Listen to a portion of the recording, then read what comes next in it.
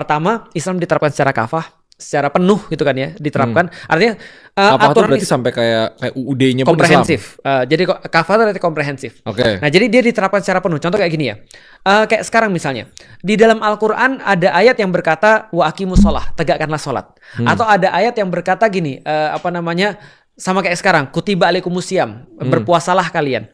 Tapi di dalam Al-Qur'an juga ada ayat, misalnya contoh ya, azaniyatu wazani fajlidu kulla wahidin minhuma mi'ata jaldah. Zinawati dan zinawan, maka jilidlah atau cambuklah mereka masing-masing dengan 100 kali cambukan. Tapi tidak dilakukan. Di dalam Islam juga misalnya ada wahallallahu bai'a wa harrama riba. Allah menghalalkan jual beli dan mengharamkan riba. Tapi ini tidak dilakukan. Berarti Islam sekarang kita bisa lihat pick and choose gitu kan.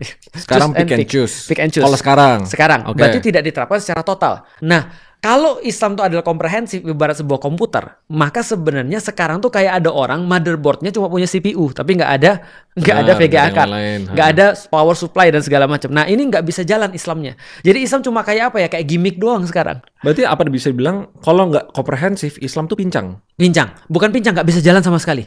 Kayak mobil malah tanpa bisa jalan sama karburator. sekali gitu. Betul, kayak mobil tanpa karburator. Tapi itu yang terjadi di 99% Yes. itu di dunia dong. Betul. Nah, kalau aku ibaratkan ketika jelasin tentang sistem ekonomi, aku ibaratkan kapitalis itu kayak gerobak.